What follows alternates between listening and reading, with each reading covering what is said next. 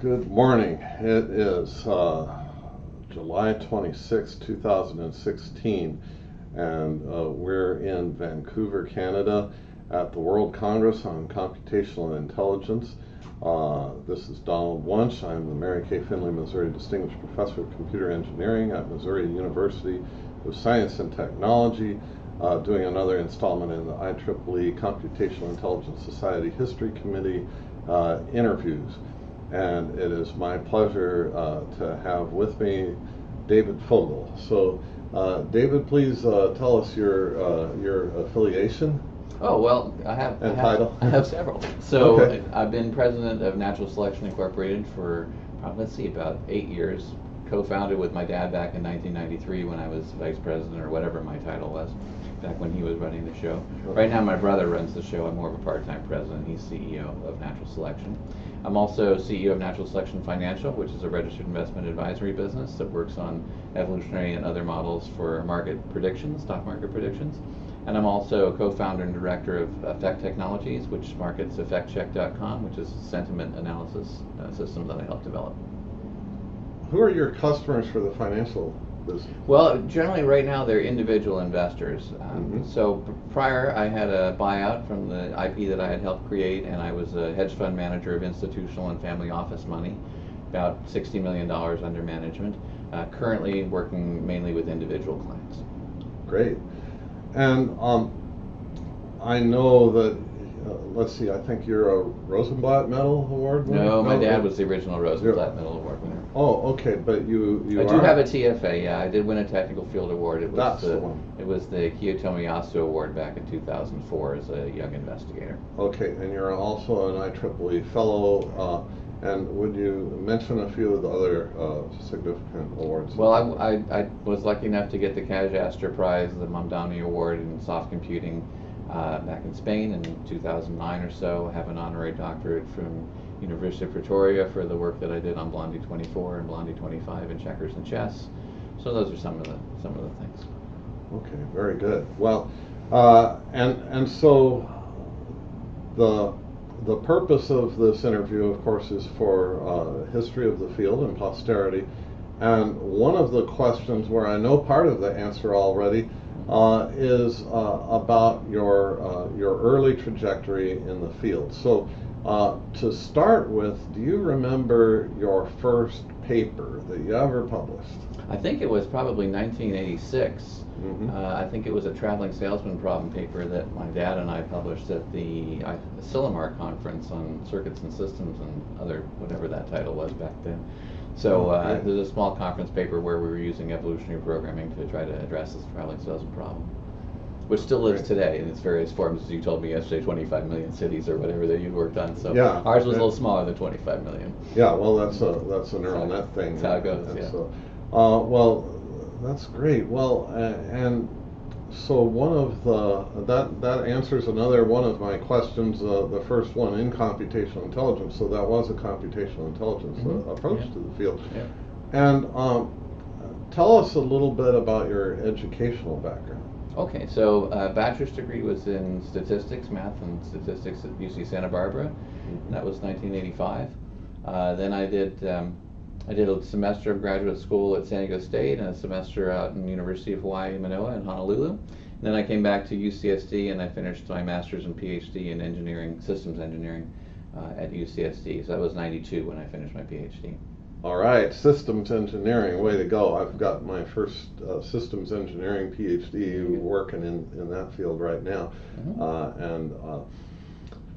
So tell me a little bit about early influences.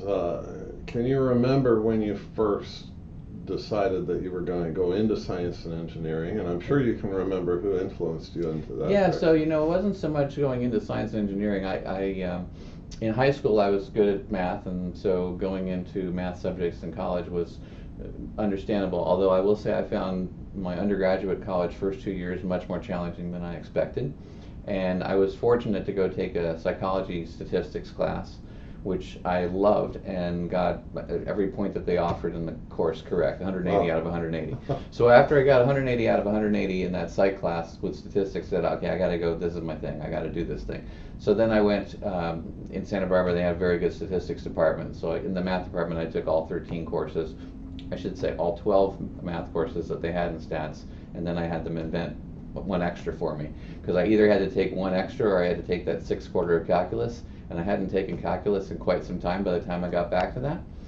I get in that class, and the professors, there's 100 of us in that class, the professor's talking about things I have no idea what he's talking about, and I look at the guy next to me and I said, do you know what he's talking about? And he's like, I don't know what he's talking about either. And then at the end of that first day of class he says, now I want to let you know, I'm a hard grader.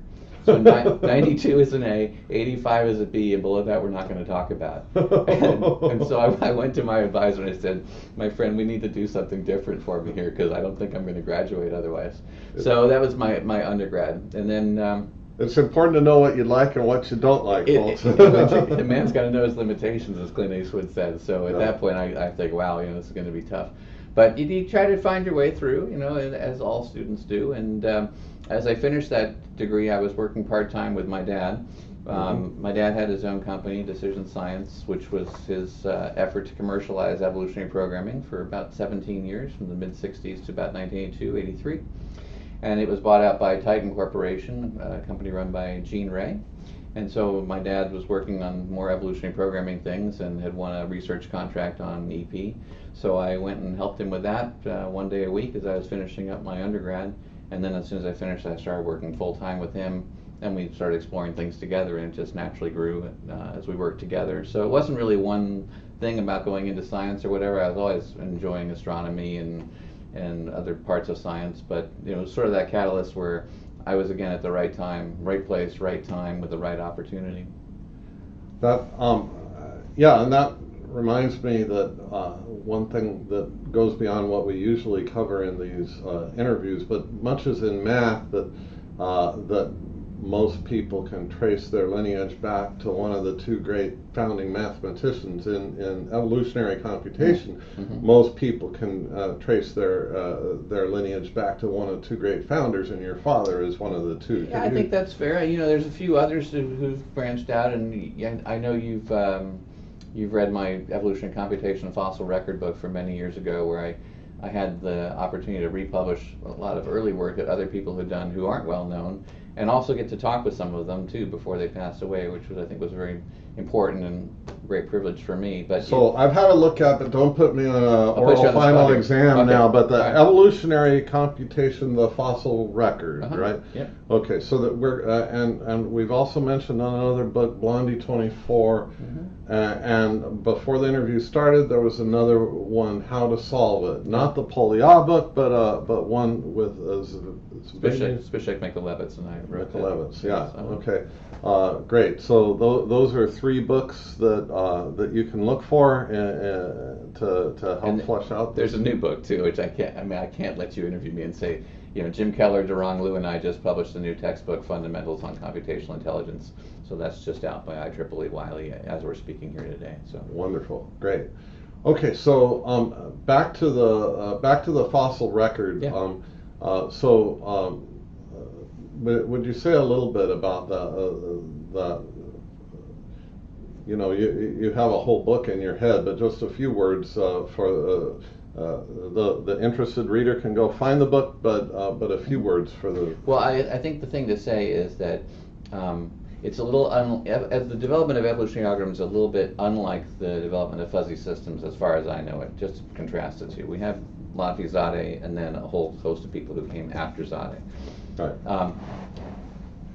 Lotfi, when I asked him about that, he was like, well, there were some other, but really not, right? So, right, I think that's fair. So in evolutionary algorithms, if you go back to the 50s, you got people already working on ideas about doing evolution, even in robotics. There was a master's thesis that was done by George Friedman on evolutionary robotics. There's work in computational biology of mimicking how genetic systems work to understand them better, particularly Alex Fraser's work, who was at the University in Canberra, 1957. And he didn't publish just one paper, he published a whole series of papers leading to a book. I remember the title, Computational Models in Genetics, in 1970. So there's all of that, and those guys probably aren't well known by most. Fraser was a winner of the Pioneer Award from our society, but Friedman not. But then there's my dad's work, 1960, when he was on loan to the National Science Foundation from Convair and came up with the idea of simulating evolution for AI and focusing on finite state machine structures as kind of computer programs. So you could have a variable length structure with an instruction set and have it actually do input-output as opposed to just like find a solution to a static problem. John Holland's group, of course, at Michigan into the 60s and 70s, but also mainly forgotten Hans Bremermann, who was at the University of Washington and Seattle, among other places, and then Berkeley, who did things that are very similar to what John Holland's group was doing, and also similar to Alex Fraser's group in Australia, and also in some ways similar to Reckenberg and Schweffel's group in Germany. And then we have other people who contributed little things along the way that were on the, not on the fringes, but on the, we can't even call them outliers. They're just maybe one standard deviation away from what the central things that people were studying. Martin Pincus did a paper in, he's a medical doctor after doing a little bit of research in evolutionary algorithms talking about how soft selection might be better than hard selection. So these are little nuances. But in terms of the idea itself, it probably sprung up 8 or 9 times independently. Another good name to reference would be Michael Conrad, who's no longer with us, who did a lot of work in the early artificial life area.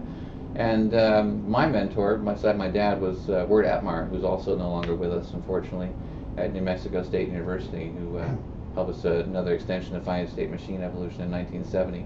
So that's part of the joy of the fossil record book of evolutionary computation. You get to see all this stuff that people did that you probably don't know about because it's not well publicized, and a lot of these people aren't around anymore to tell you about it personally. But there are a lot of good ideas in there to pursue. I think at the beginning of fields, oftentimes people tend to think bigger. And then when we get into things, we realize, God, that's hard. So let's think smaller. But the big thoughts are still the important thoughts, right? So as we come back to things, we can say, oh yeah, this was a good thought. We didn't have the hardware to do it back then, or we were missing some ingredient about what was going on, or we just had something totally wrong, whatever it was. But now we can come back and say, okay, let's give that another try. Now, the time window that you were talking about, your dad's contribution, you would have been a baby. Yeah, I was born in 1964, so before I was around, he was thinking about evolutionary algorithms. He finished his PhD in 1964, which was on evolutionary algorithms, and then, of course, the first book in our field, Artificial Intelligence Through Simulated Evolution, was 1966, 50 years ago. So then you were 22 when you did this first paper together with your dad. So did you have the idea a few years before that already that you wanted to collaborate with your dad, or did this spring up rather suddenly? You know, it sprung up kind of suddenly. So in around 1984, 85 time frame, I don't remember which, but in that time frame, my dad won an evolutionary programming research contract, and I was working at Titan, but I wasn't working with him. I was working at Titan, working on things that involved submarines. That's probably all I can say about that.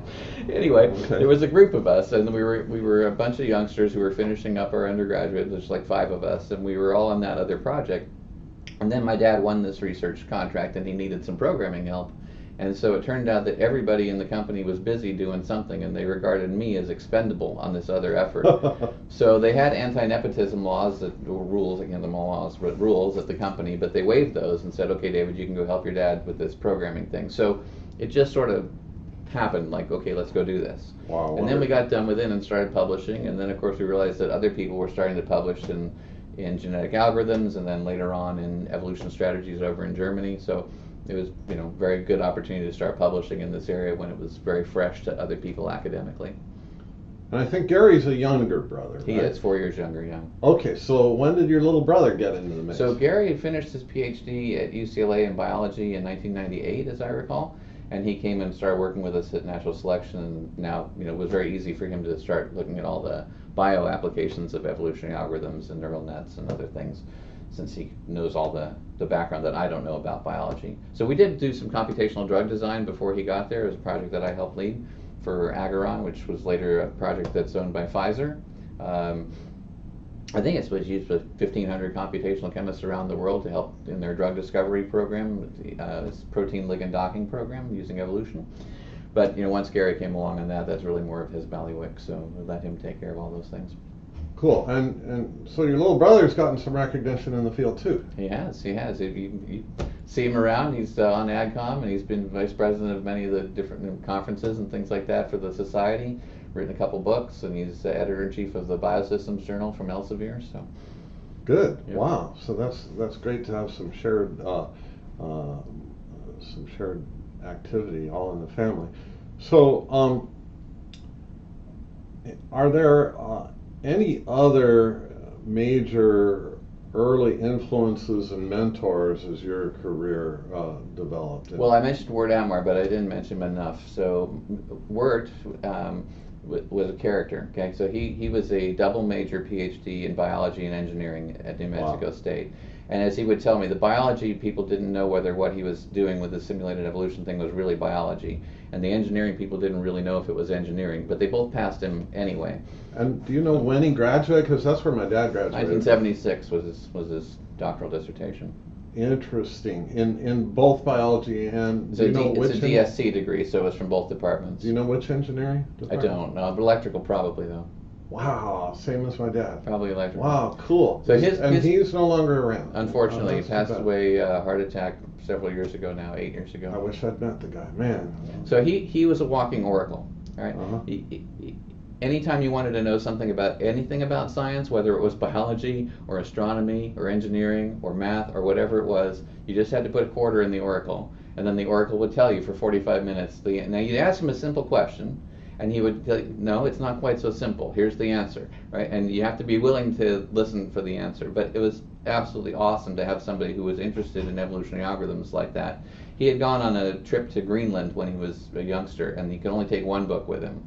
So he took my dad's book because it was small, as he said, right? It's a small book. So he read it, but he read it over and over and over while he was stuck in Greenland on whatever mission he was doing, right? So when he came back, that's what he wanted to do. And he was a great influence on helping me learn to write succinctly, to organize thoughts succinctly, to get them out on the piece of paper or communicate them directly. And my first papers would come back trying to tell too much of a fiction story about a nonfiction thing, and he's like, okay, your first paper is, your paragraph starts here, and he'd X out the first 3 paragraphs of my thing, and then it'd come back with more red ink than my ink, and but over time I got better, and I really miss him. He was a great influence on what I was trying to do. Well, and speaking of organizing, I think this interview would be incomplete if we didn't mention that David Fogel is an organizer par excellence, and a mentor to me, actually. David organized the 2002 World Congress on Computational Intelligence in Honolulu. Yeah. It was a magnificently run event. I was dealing with the program for International Joint Conference on Neural Networks at the time, and working very closely with you. Appreciate your help on that too. Yeah, and I learned all that I needed to run the 03 conference, and your leadership made that meeting very successful, but it also served as an opportunity for me to learn how to make some contributions. Well, I appreciate that. And you've had some other important leadership roles. You're the founding editor-in-chief of the IEEE Transactions on Evolutionary Computation. Yeah. I think you're a former president of what was then... no, it was CIS then, actually. It was already CIS. Yeah, so it started out as a Neural Network Council or something, yeah. Yeah. So you were probably on the board when those decisions were made to change the name. Yeah. Yeah, I went through a few name changes. And so you served as the president. 0809. And for a long time you've been the vice president of, you've something involved with the book series. I've been editor of our IEEE CIS book series for about 12 years. Yeah. And there's probably some other significant. Well, I should mention, the symposium series on computational intelligence, which we started in 2007. I was the founding chair of that. First one to run that. It's really nice to see that kind of flourish. We're going to do that again. Also in Honolulu. We're going to do the 10-year anniversary next year in Honolulu. Piero Bonasoni and I are doing that. Oh, together. Really? Yep. Next November, December. November what? It's just at the very end, like November 29 through December 2 or something. Try to talk my wife into that. That should be easy to do. Right. Yeah. So I've done that. Then I also had a few vice president roles before becoming president. So as VP of Members Activities, and I was also VP of Publications. So I got to see how the things worked before getting in charge of it, which was very helpful. Well, and the society publications have thrived. So we've got a larger number of publications. Their impact factors are all doing well. The number of subscribers are doing well, and also the society is fiscally in great shape. Yes, right. Wasn't always the case back in the Neural Network Council days, but here we are, we're doing well. When I was president, I think we had just around 5,000 members. Last I saw, we had like over 7,500 members. So certainly still growing, and it should be growing. Hope it'll continue to grow. Yeah, good. Now, I know that you're aware of collaboration with the International Neural Network Society. That's something we try to cover in these interviews. You've mainly done evolutionary computing, but you've certainly had your finger in the neural network pie. Yesterday you gave a wonderful public lecture where you combined evolutionary computing and neural networks, which is documented in the Blondie 24 book. So a system that learned to play chess without any knowledge of the strategy and taught itself to play at a master level, and almost, not quite, but almost grandmaster level. Any comments about that relationship between IEEE and INNS as you've had a chance? Sure. So let me back up just a little bit. I think I can clarify that with a couple things. So on the Blondie work, in Blondie 24, we tried to evolve, and we did evolve. We set up a system that evolved itself, right? So we'll give the credit to the system because all I did was help set it up with Kumar. So the system learned how to play. And Kumar's last name? Kumar Chellapillo. So okay. he worked at Microsoft. I don't forget where he's working now, but anyway. Okay, great.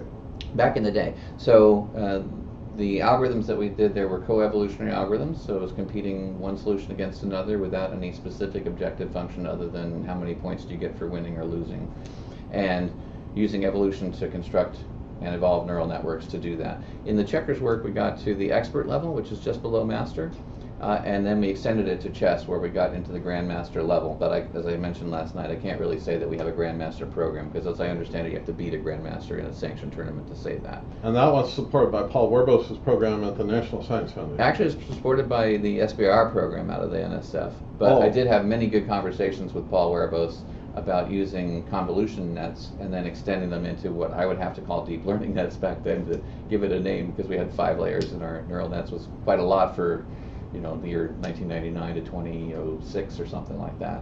Today that'd be small, but everything changed. So I actually have done a lot of work with evolution and neural nets. I think the first neural net evolution paper I published was in 1990 in Biological Cybernetics or something, which is still cited every once in a while. That's a good nice journal. Look at Biological Cybernetics. That's a good journal. Okay, and so we worked on some of those things for underwater and signal classification and other military things all the way through the time that I finished my PhD. After that, we started using evolutionary neural nets for breast cancer detection, and my brother uses them all the time in other biological applications. We also do it for risk detection and risk screening and fraud detection, things like that we work on. So I've had a long time to work on it. Now, with regard to INNS and IEEE CIS, what was before the Neural Network Society and Neural Networks Council, and I think my biggest role has been trying to just make sure that the two groups are working synergistically as opposed to in different directions. And there have been times over the history, as those of us who've been around know, that we've been working in different directions at times.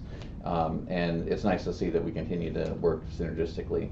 It's a magnificent synergy. It's great that the conferences come together, 3 conferences every other year, and then go out on their own every other year, because it's good to have a huge conference like this. Mm-hmm. But as you know, we have to make very difficult decisions when there are that many people about which ones that we get a chance to talk to. Yep. But at the smaller conferences, you get a little more chance to mingle. So I think it's like breathing, breathe in, breathe out. And also, when you have a conference that's 1,600 people or 2,000 people, they can only be held in certain locations, right? You can't go to a smaller place. Yeah. Whereas if you have a 300, 500, 700 person conference, maybe 1,000 person conference, you can go to many other cities that would not be viable with a convention center or large hotel facility. Last night you gave a public presentation. I think it was Fun and Games with AI. Right. It was magnificent. They did make a video. I don't know when and where they'll put that video on YouTube, but Fun and Games with AI, July 25th, 2016, public talk for the World Congress on Computational Intelligence.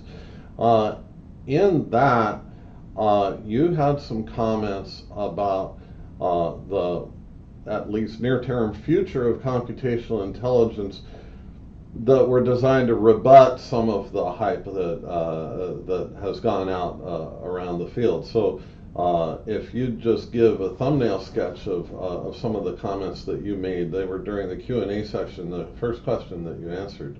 Well, you have to remind me if I missed part of it. I remember Dan Ashlock asked me what I thought about robots taking over the world. Right. So I said, Dan, I don't anticipate that happening anytime soon, or maybe anytime at all. I don't know. My intuition on that is because I think that those of us in the room, as I said, appreciate how difficult it is to make a robot that actually would be like a person or anything close to that. Mm-hmm. It's so challenging even now to think about creating even one, let alone a bunch of them that are going to be ganging up together to then make more robots that are going to, and we can't stop them. It's almost, to me, completely unfathomable. So I appreciate other visionaries, who I'm not going to name, having their opinions about those things and saying those are real threats. I suppose they're a real threat the same way asteroid hitting the planet is a real threat, except that one actually happened before. This one is probably less. So the other thing I have to say is, those who would be taking the argument on the other side would say, well, as with any singularity event, you're on an exponential curve, and if you're in the linear part of the curve, you feel like nothing's really changing that fast, and then all of a sudden you're on the exponential, knee up part of the curve, and it's too late. So but any exponential curve looks like that. Everyone does. That's right. Any part you zoom in, and yeah, that's true too. It's just the slope, right? So I give them that. But having worked in this field for 30 years already, and having an appreciation of how hard it is to get the software to work, let alone to work with the hardware, with the sensors, with the idea of making something that has enough power to be able to power itself and get recharged somehow. Solar's going to be tough for a robot. All right, and then it's got to plug in, and it's got to make more robots, and it's got to fix itself when it breaks, and it's got to be really mean to take over too. So I don't see it happening. Well, the other thing is that there have been some things. For example, you mentioned in your talk about AlphaGo beating the human world champion. Mm-hmm. I personally did not expect to see that happen this century, right. and I worked on Go. I was funded by NSF to research Go. Mm-hmm. That was a really hard problem, and I consider that to be one of the great breakthroughs of our lives so far. But it's very different to have a computer that humans tell the computer, do this, mm-hmm. and you get human experts and a team of PhDs working on that computer, and they develop a computer that can do this thing very precisely defined better than any human. Right. It's a very different thing to say, I'm going to make an artificial fly. Let's not talk about dogs or cats or monkeys or humans. I'm going to make an artificial fly. Mm-hmm. And it has to, and you can have your team of PhDs, but it has to, without the help of any human once you let go of it, to do everything a fly can do for the rest of its life autonomously and with no further interference. If you can't do a fly, it's premature to talk about even dogs or cats. Reproduction is hard too when you think in that example, right? How does that fly make more flies? Right, but even if you leave out reproduction, although that's another chicken and an egg thing, because those drives are part of what motivates action, and if you don't have what motivates action, you don't have autonomy. So there's a lot of challenge there. But I applaud you for your scientific skepticism, and you gave a wonderful talk in 2008 on the theme of scientific skepticism, I think entitled The Burden of Proof. That's right, yeah. And you've got an upcoming book project on that. I do. So I've been working on a book based on that lecture, plus the lecture that was the predecessor lecture, which goes all the way back to 1996, I think. Gosh, mm-hmm. It's a long time. At the Genetic Programming Conference, where I gave the first version of The Burden of Proof. And, the burden of proof idea is we take some of these things to be self-evident, and when we're working on our algorithms, things theorems we think we know are correct in all circumstances, or intuitions that we have that maybe aren't tested enough. They're just kind of on faith. And then you do a couple counterexamples, you go, dang, that really was wrong. So, or maybe the model that we had was inappropriate, or whatever it might be. So taking a second look at how to criticize your own work I guess that's really the point of it all when you come down to it. As Word Atmark taught me, the harshest critic of any work should be the person who promoted it in the first place, right? Who offered it. That's very rare these days that we see that. I think particularly coming out of environmental science and climate science and things like that, there's a lot of advocates for particular positions as opposed to critics about particular positions. And that sort of attitude, I would like to say, if I could make that word, or perspective, I think would be better turned around to get back to, okay, I have my hypothesis, I have to be the one that's what's wrong with it before I put it out there to say, okay, someone else can try to shoot it down. It's not so much these days about trying to shoot things down, it's about trying to promote things, and that's not really the way science has worked for a long time. Yeah, there was a book that's often cited in philosophy of science circles, Thomas Kuhn, The Structure of Scientific Revolutions. Sure. And one discussion that I've heard emanate from that is the idea that a scientist, in order to invest the effort necessary to develop a new idea and cause it to thrive and be successful, really needs to actually believe that idea. And so there's this tension that one will find it difficult just being a human being, and maybe this is where machines may someday have some advantage. Being a human being, and as we know, some of our best work takes decades to develop, to have that sustained effort and attention requires a certain belief that there is going to be something to manifest from it, but then paradoxically, the scientific imperative to put anything to the acid test, to be the toughest critic of one's own work, and to say what would kill this idea, what would, after you've worked a decade on it, it's tough or more. Sometimes, right? Yeah. So when I was working on Blondie in the initial stages, I remember Simon Lucas, who was our first editor of our games transaction, and I were at a small symposium in Texas in 2000, I think it was, in San Antonio. And he looked at me and said, it's very interesting, but is the neural net worth it? Can I just do better by searching deeper? So I'm spending a lot of CPU things evaluating this neural net. Could I just do the piece differential as an evaluator of the board and search deeper and have it do better than the neural net? And I thought, dang, I should have thought of that. I didn't think of that. Why didn't I think of that? I'm not being critical enough. So I went and ran that experiment as part of a paper I published. I thanked him for it. Fortunately, the neural net's better. But it didn't have to be. Then there are other suggestions. Well, how do we know that the neural net is better than just a piece differential with random noise? I thought about it. Well, the answer to that is when you think about it, it's obviously better, because the initial generation of the neural net is a piece differential counter with random noise, which is the random construction of the net.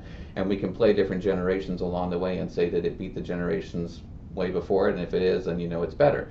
So I know, for example, that Blondie 24 in its final iteration at 840 generations can beat it at 250, and I know 250 can beat 0. So I know definitively that, yes, it's better than a piece count player with random noise. That's okay.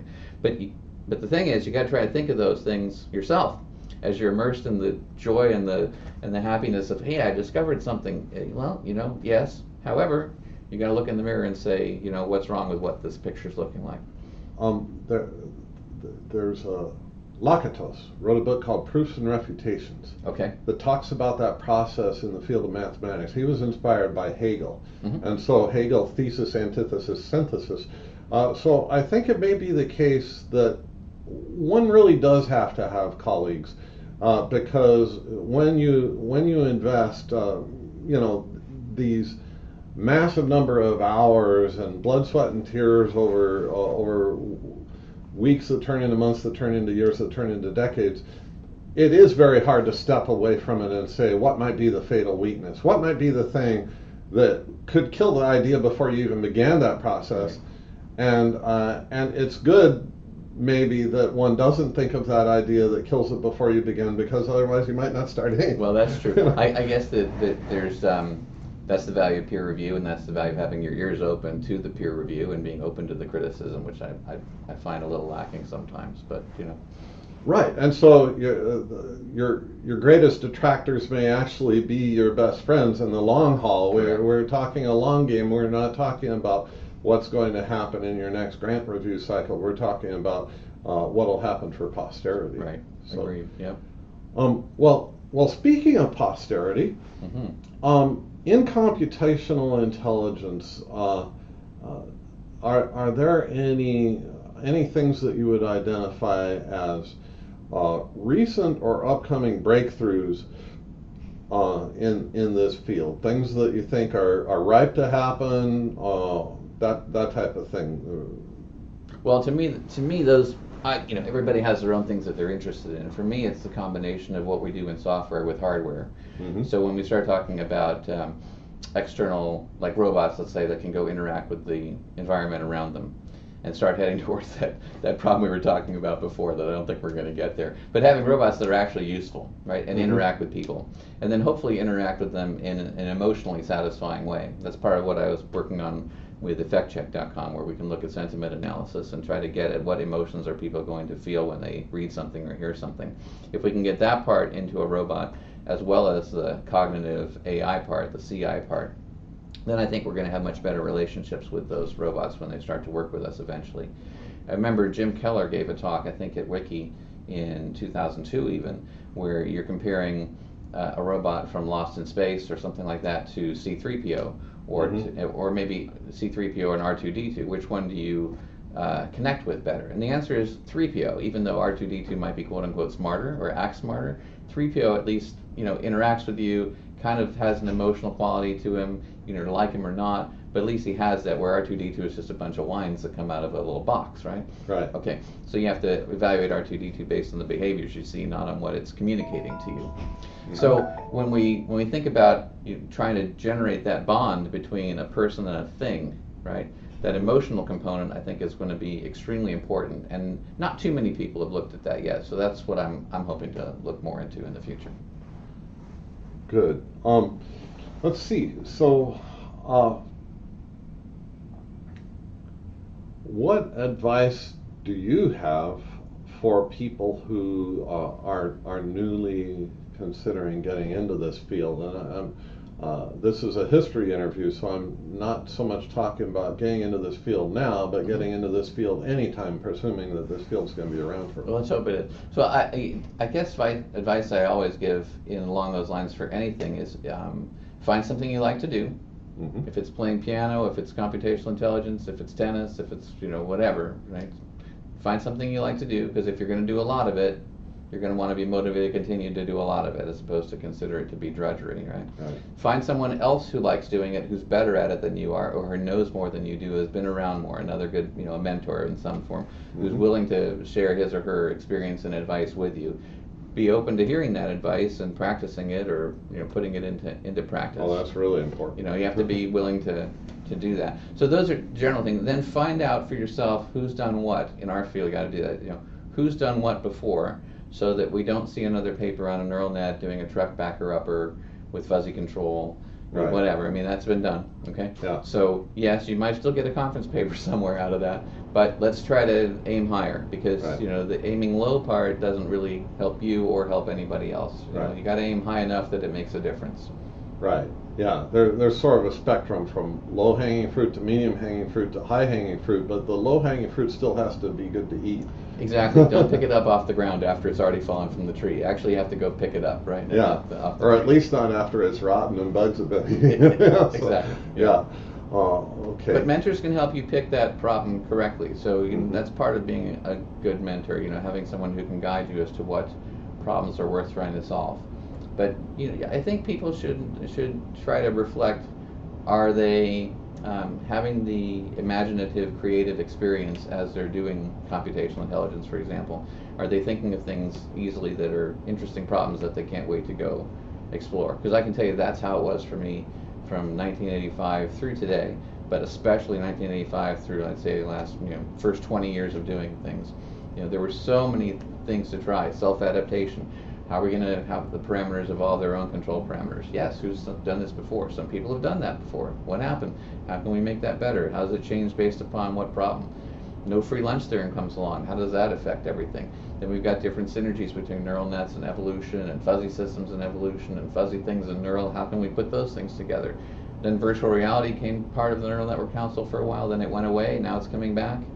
How does that all fit into things? How can we make that immersive world experience better in some cases. So there are all these different things that come up, and as long as you always have 3, 4, 5 different things that are on your list, like I wish I had the time to do all these things, then you know you got something that you're enjoying. And I think a good question that I want to make sure to cover that kind of ties in with this is how does a membership and active membership and participation in a professional society in general, and the IEEE in particular, play into all this development of one's career and one's intellectual development? So with the IEEE Computational Intelligence Society, it's very easy. There's, like I said before, when I was president, about 5,000 people now, 7,500 growing.